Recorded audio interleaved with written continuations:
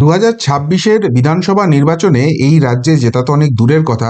মোটামুটি যদি একটা সম্মানজনক ফলাফল করতে হয় তাহলে এই রাজ্যের বিজেপিকে অনেকটা পথ পেরোতে হবে, অনেকগুলো কঠিন পদক্ষেপ নিতে হবে। আর তার মধ্যে এক অন্যতম কঠিন পদক্ষেপ আজকে বোধহয় দলের সেনাপতি হিসেবে সুকান্ত মজুমদার নিয়ে নিলেন, এবং এটাই বোধহয় কাঙ্ক্ষিত জায়গা ছিল। দেখুন, এই বঙ্গ বিজেপির যে হাজার একটা সমস্যা আছে তার মধ্যে বোধহয় সব থেকে বড় সমস্যা হচ্ছে গোষ্ঠীদ্বন্দ্ব। যখন দলের নেতাদের মধ্যেই এই গোষ্ঠীদ্বন্দ্বের আভাসটা প্রকট হয়, তখন সাধারণ মানুষ কিভাবে এই দলটার উপর আস্থা রাখবে? তাদের মনের মধ্যে তো প্রশ্নই আসে যে তোমরা বাবা এখনো ক্ষমতাতেই আসনি, তার মধ্যেই আদি গোষ্ঠী, নব্য গোষ্ঠী, সংঘ ঘনিষ্ঠ গোষ্ঠী, তৎকাল গোষ্ঠী, দিলীপ গোষ্ঠী, সুকান্ত গোষ্ঠী, শুভেন্দু গোষ্ঠী, এতই যদি গোষ্ঠী থাকবে, ওরা নিজেদের মধ্যেই তো মারামারি করবে, রাজ্যটা চালাবে কি করে? এই জায়গা থেকে যারা ফ্লোটিং ভোটার তারা কিন্তু ভোটটা দিতে অনেক সময় হিচকিচায়, এবং সেই জায়গা থেকে কিন্তু মার খেতে হয় রাজ্যের বিরোধী দলকে। আর এবার আজকে সুকান্ত মজুমদার বিজেপির রাজ্য সভাপতি হিসেবে অবভিয়াসলি এই জায়গাটা নিয়ে এই রাজ্যের অনুপ্রাণিত মিডিয়ার সংখ্যা তো কম নেই, তারা কিন্তু খোঁচাতে শুরু করেছিল। কিন্তু যেভাবে স্মার্টলি ব্যাপারটাকে হ্যান্ডেল করলেন এবং যে সত্যটা নিয়ে আসলেন, এটাই যদি বঙ্গ বিজেপির মনের কথা হয় তাহলে কথা বলা যেতেই পারে যে অবশেষে ফাইনালি কিন্তু 2025 পড়ার পর বঙ্গ বিজেপি সঠিক পথে হাঁটছে। আজকে বিজেপির একটা আভ্যন্তরীণ সাংগঠনিক বৈঠক ছিল। সেখানে বিজেপির প্রায় সব তাবর তাবর নেতা, মানে এই রাজ্য বিজেপির কথা বলছি, তারা হাজির ছিলেন। কি বৈঠক এবং সেটার কি নির্যাস ছিল সেটা একটু পরে বলছি। কিন্তু সেখানে দেখা গেছে যে শুভেন্দু অধিকারী তিনি কিন্তু উপস্থিত ছিলেন না। এবার এই যে বৈঠক হয়েছে সেখানে বিজেপির রাজ্য স্তরের যেরকম একদম শীর্ষ স্তরের নেতারা রয়েছেন, জেলা স্তরের নেতারা রয়েছেন, কেন্দ্রীয় পর্যবেক্ষকরা রয়েছেন, হাই প্রোফাইল মিটিং হচ্ছেন, সেখানে শুভেন্দু অধিকারী মাননীয় বিরোধী দলনেতা তার অনুপস্থিতি অবভিয়াসলি নজর কাড়বে, এবং সেইটা নিয়েই কিন্তু খোঁচানোর চেষ্টা করা হয়েছে। এবং সেই জায়গায় সুকান্তবাবু যে অ্যান্সারটা আবার দিয়েছেন সেটাকেও আবার অন্যভাবে একটা রিপ্রেজেন্ট করার চেষ্টা করা হচ্ছে। কি ঘটনা ঘটেছে? শুভেন্দু অধিকারী কেন উপস্থিত ছিলেন না আজকে, এই প্রশ্ন যখন সুকান্ত মজুমদারকে করা হয়, সুকান্তবাবু বলেন যে শুভেন্দু অধিকারী হচ্ছেন এই মুহূর্তে রাজ্যের ব্যস্ততম নেতা, এবং এই যে বৈঠকটা আছে এটা কার্যত সাংগঠনিক বৈঠক। শুভেন্দুবাবু পরিষদীয় দলের নেতা, এবং বিরোধী দলনেতা হিসেবে তার কিন্তু একাধিক কর্মসূচি থাকে। সেটা বিধানসভার অভ্যন্তরে যেরকম থাকে, বিধানসভার বাইরেও রাজ্যের বিভিন্ন প্রান্তে কিন্তু তাকে ডাকাডাকি হয়, এবং তিনি যেখানে পৌঁছন সেখানে কর্মী সমর্থক যারা রয়েছেন তারা কিন্তু উজ্জীবিত হয়। ফলে টানা কর্মসূচি থাকে, এবং শুভেন্দুবাবু একজন বিরোধী দলনেতার যে কাজ সেটাই কিন্তু করে যাচ্ছেন এই রাজ্য সরকারের। যেখানে যেখানে দুর্নীতির জায়গা রয়েছে, যেখানে যেখানে এদেরকে চেপে ধরা যাবে, সেই জায়গাগুলি কিন্তু রোজ তিনি বার করে নিয়ে আসছেন। এবং সেই জায়গায় এই রাজ্য সরকার যে যথেষ্ট চাপে পড়ে যাচ্ছে, বিভিন্ন মামলা মোকদ্দমা হচ্ছে, তদন্ত হচ্ছে, যদিও তার নির্যাস আসছে না, কিন্তু অ্যাটলিস্ট চাপটা তৈরি হচ্ছে। এই রাজ্যে যে একটা বিরোধী দল আছে তাই কলমে এখনো সেটা বোঝা যাচ্ছে। ফলে শুভেন্দুবাবু যখন এই ধরনের সাংগঠনিক বৈঠকে আসেন, বিজেপির যে সাংগঠনিক পদ্ধতি বা যে যে চর্চাগুলো হয় সেগুলো অনেক দীর্ঘক্ষণ থাকে। এতক্ষণ টাইম দেওয়া একজন পরিষদীয় দলনেতার পক্ষে সম্ভব হয় না। সেই জন্য শুভেন্দুবাবু এই ধরনের বৈঠক সাধারণত আসেন না। কোনো কোনো সময় তাকে ডাকা হয় না, কেননা তার ব্যস্ততা থাকে। আবার কোনো কোনো সময় ডাকা হলেও তিনি হয়তো এসে উঠতে পারেন না, কেননা অন্য কর্মসূচি তিনি করছেন। আর এটাকেই গোষ্ঠীদ্বন্দ্বের ছাপ দিয়ে একটা কোথাও গিয়ে প্রচার করার চেষ্টা করা হচ্ছে যে শুভেন্দুবাবু বোধহয় বঙ্গ বিজেপির বাকি নেতাদের কাউকে পাত্র দেন না, সেই জন্য তিনি এখানে আসেন না। এমনকি কেন্দ্রীয় পর্যবেক্ষক যারা আসেন তাদেরকেও তিনি পাত্র দেন না, সেই জন্য তিনি আসেন না। এই গল্পটা ছড়ানোর চেষ্টা করা হচ্ছে, যেটা নিতান্তই হাস্যকর।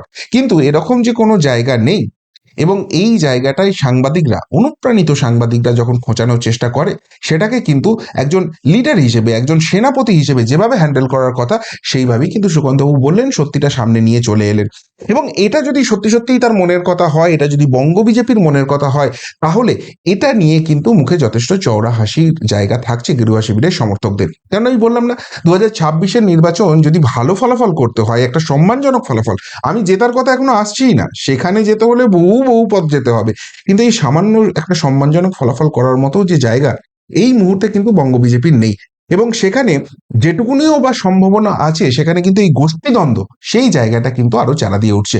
এই গোষ্ঠীদ্বন্দ্ব যদি সত্যিই প্রকাশ্যে চলে আসে এবং সেটা ক্রমশ প্রকট হতে থাকে, সেটা দলের নেতা কর্মীদেরকে প্রভাবিত করবে, তারা বিভাজিত হবেন, এবং সব থেকে বড় কথা যারা এন্ড ইউজার অর্থাৎ ভোটার, তাদের ক্ষেত্রে কিন্তু এটা আরো বেশি করে প্রকট হবে, এবং সেটা নির্বাচনী ফলাফলটা কিন্তু যথেষ্ট একটা খারাপের দিকে যাবে।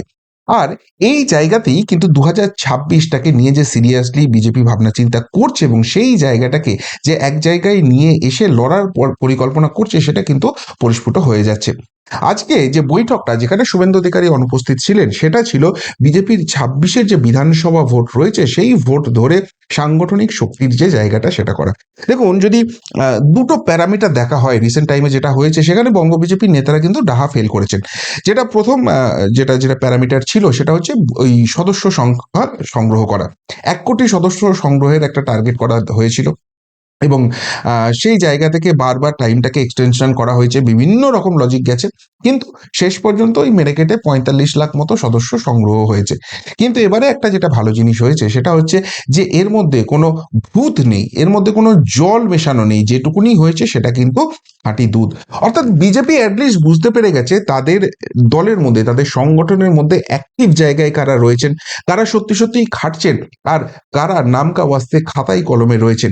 এই জায়গাটা কিন্তু পরিষ্কার হয়ে গেছে। দেখুন, যে কোনো যুদ্ধ যদি জিততে হয়, একটা যুদ্ধের লড়াই যদি করতে হয়, যেটা হারা পরের কথা, সেখানে কিন্তু নিজের সাংগঠনিক শক্তি বা নিজের শক্তি, নিজের দুর্বলতা, এই সমস্ত দিকগুলো কিন্তু সেনাপতিদের জানতে হয়। কিন্তু এর আগে 2019-এ হঠাৎ করে বিজেপির খুব ভালো ফলাফল হয়ে যাওয়ার পর এই জায়গাটায় কোথাও একটা গাফিলতি দেখা যাচ্ছিল। আমরা যারা বাংলায় রিপোর্টাররা কাজ করি তাদের কাছে ছবিটা অনেকটাই স্পষ্ট হয়ে যাচ্ছিল যে সাংগঠনিক অনেক খামতির জায়গা রয়েছে। কিন্তু খাতায় কলমে যখন এই রাজ্যের নেতৃত্বের কাছ থেকে রিপোর্ট চাওয়া হচ্ছিল, তারা যেটা বলছিলেন সেটা মোর দ্যান এক্সপেকটেশন, মানে যতটা হওয়ার কথা তার থেকেও ভালো জায়গায় বোধহয় রয়েছে, এরকম ছবিটা বারবার কেন্দ্রীয় নেতৃত্বের কাছে গেছে। এবার কেন্দ্রীয় নেতৃত্ব কি ভাবছে, যে 2019-এ যারা এত ভালো ফলাফল দিয়েছে তারা নিশ্চয়ই তো হাওয়ায় ভেসে দেয়নি, নিশ্চয়ই সংগঠনটা তৈরি করেছে, সেই জন্যই তো 2019-এ এত ভালো ফলাফল করেছে এবং তারপর 2021-এ তৃণমূল ভাঙিয়ে শক্তি বৃদ্ধি করেছে। সুতরাং এরা যেটা বলছে সেটাই বোধহয় সত্যি কথা, সেটাই সঠিক, এবং তার উপর ভরসা করে তারাও কিন্তু অনেক প্রেডিকশন করেছে, কিন্তু আলটিমেটলি দেখা গেছে সেখানে ভরাডুবি হয়েছে। এরপর একটা ভরাডুবি হতেই পারে, একটা ফ্লুক হতেই পারে, আবারও তাদের উপর আস্থা রাখা হয়েছে, নতুন করে অনেক কিছু সেট আপ করা হয়েছে, কিন্তু 2024-এও দেখা গেছে 2021-এর রিপিট টেলিকাস্ট হয়েছে। সুতরাং এই রাজ্যের নেতৃত্ব যাদেরকে রাখা হচ্ছে তারা কিন্তু সেই কাজের কাজটা করতে পারছেন না, এই ছবিটা স্পষ্ট হয়ে গেছে। আর সেই জন্য এবার একজন কড়া হেডমাস্টার মশাইকে পাঠানো হয়েছে, সুনীল বানশালজি, যিনি এর আগে এই একই মডেলে উত্তরপ্রদেশ, তেলেঙ্গানা, ওড়িশা সব জায়গাতেই পদ্মের চাষ করেছেন। যেখানে বিজেপি কিন্তু সত্যিই অনেকটা পিছিয়ে ছিল, সেখানে কিন্তু তিনি সত্যিই কামাল করে দেখিয়েছেন। এবার তার হাতে দায়িত্ব দেওয়া হয়েছে বঙ্গ বিজেপির জায়গাটা, এবং তিনি আগেই কিন্তু একটা কথা বলে দিয়েছেন যে ভাই, আমার সঙ্গে তোমরা যা করবে করো, কিন্তু ওই জল মেশানো ভূত হিসেব আমাকে তোমরা পাঠিও না, আমাকে সত্যিকারের হিসেবটা দাও। কোন বুথে কজন আছে, একজনও আছে কিনা, সেই হিসেবটাই তোমরা দাও। এখানে নেই বলে জোর করে তোমরা একটা ভুয়ো হিসাব দেবে, সেই জিনিস চলবে না। তারপর কি করে নির্বাচনটা করতে হয় সেটা আমরা দেখব। এবং সেই জায়গা থেকে এবার যেটা ছিল, আপনারা জানেন যে বিজেপির রাজ্য সভাপতি নির্বাচন হবে, তার আগে সাংগঠনিক নির্বাচন নিচু স্তর থেকে হতে শুরু করেছে, এবং প্রথম যে টাস্কটা দেওয়া ছিল সেটা হচ্ছে বুথ কমিটি। অর্থাৎ ফার্স্ট টাস্ক যদি আমরা ধরি সদস্য সংগ্রহ অভিযান, সেখানেই কিন্তু অনেকটা দুধ কা দুধ পানি কা পানি হয়ে গেছে। কারা অ্যাক্টিভ বিজেপি করেন, কারা খাতায় কলমে বিজেপি করেন, কারা মুখে এনো মারিতং জগৎ রয়েছে, কারা ফেসবুক বিপ্লবী, কারা হোয়াটসঅ্যাপ বিপ্লবী, কারা রাস্তায় নেমে আন্দোলন করতে পারেন, তার অনেকটা ছবি কিন্তু এই সদস্য সংগ্রহ অভিযানই হয়ে গেছে। অনেকেই রয়েছেন যারা বলছেন যে আমরা 100 জন সদস্য করে ফেলেছি, এরপরও করছিলাম, কিন্তু সুনীল বানশালীর নির্দেশ এসছে আমাদের কাছে আর সদস্য সংগ্রহ না করতে। আমরা যে অ্যাক্টিভ মেম্বার এটা জেনে গেছে, এই অঞ্চলে আর কে অ্যাক্টিভ আছে সেটা দেখতে চান। এই যে জিনিসটা, এই যে একদম গ্রাসরুট লেভেলে গিয়ে মনিটরিংটা, এটারই দরকার ছিল। কেউ একজন কড়া হেডমাস্টার থাকবেন যিনি প্রত্যেকটা জিনিস খুব ভালো করে অনুবীক্ষণ যন্ত্রের তলায় ফেলে দেখবেন। এই কাজটা শুরু হয়েছে। এরপর সেকেন্ড টাস্ক যেটা দেওয়া হয়েছে সেটা হচ্ছে বুথ কমিটি। রাজ্যে 90,000 বুথ কমিটি করতে হবে, এবং বিজেপির যা স্ট্রাকচার আছে সেই স্ট্রাকচার অনুযায়ী কিন্তু বুথ কমিটি মানে ওই একজন দুজনকে খুঁজে বার করা নয়, সেটা যথেষ্ট শক্তিশালী শক্ত কাজ একটা। কিন্তু সেটার জন্য যে টাইম দেওয়া হয়েছিল সেটা 19শে জানুয়ারির মধ্যে শেষ করার কথা ছিল। যেটুকুনি খবর পাওয়া যাচ্ছে সেখানে যেগুলো সংখ্যালঘু অধ্যুষিত জেলা, মানে ধরুন দক্ষিণ 24 পরগনা বা মুর্শিদাবাদ বা হাওড়ার একটা বড় অংশ, সেখানে কিন্তু কিছুতেই বুথ কমিটি এখনো তৈরি করা সম্ভব হয়নি, এবং এই 90,000 বুথ কমিটির মধ্যে 20,000 বুথ কমিটিও তৈরি করা যায়নি, এবং সেটা নিয়েই কিন্তু পর্যালোচনা বৈঠক ছিল।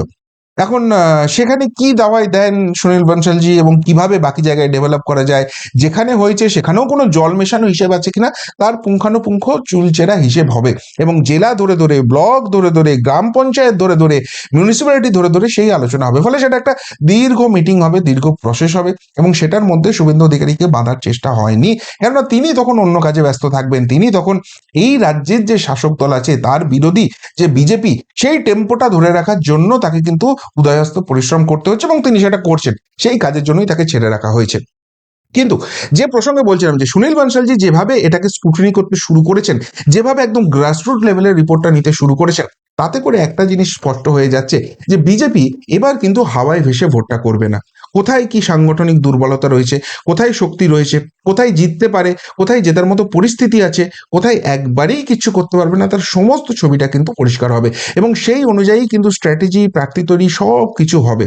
ফলে যদি এইভাবে নিজের দুর্বলতাটাকে আগে যাচাই করে নিয়ে সেই অনুযায়ী স্ট্র্যাটেজি সাজানো হয়, সেক্ষেত্রে কিন্তু আহ, কাঙ্ক্ষিত ফলাফল আসা উচিত। আমি বলবো না যে একবারই বিজেপি জেতার মতো জায়গায় চলে আসছে। জেতার মতো জায়গায় থাকলে সাংগঠনিকভাবে এত ছন্নছাড়া হতো না, এত বারবার সদস্য সংগ্রহ অভিযানে হোঁচট খেতে হতো না, 90,000 বুথ কমিটি করতে গিয়ে 20,000-এও না করতে পারার মতো হোঁচট খেতে হতো না। বাট গুড পয়েন্ট ইজ কি, এই যে খামতিগুলো আছে, অন্তত 2021 বা 2024-এর মতো সেইখানে জল টল মিশিয়ে ভালো করে লেপে চিপে দিয়ে একটা সুন্দর করে ছবি দিল্লিতে পাঠানো হচ্ছে না, এবং দিল্লির নেতারা সেটা ভরসা করে বসে থাকছেন না। এবার সব থেকে গুরুত্বপূর্ণ জায়গায় আসছে, যে প্রশ্নটা উঠছে সেটা হচ্ছে বিজেপি রাজ্য সভাপতি কে হবেন এবং কবে বদলটা হবে। কে হবেন, অনেকগুলো নাম ভাসছে, এখনো পার্মানেন্টলি কিছু জানা যাচ্ছে না। একটা নামে নাকি শিলমোহর পড়ে গেছে, এবং সেটাই ঘোষণা হতে পারে, তবে সেটা যে কোনো দিন হতে পারে। কেনই বলছিলাম বিজেপি মলমাস, মানে সেই মলমাস কেটে গেছে, এবং তারপর কিন্তু দেখুন মহারাষ্ট্র, সেখানে ঘোষণা হয়ে গেছে, অশোক চৌহান এসছেন।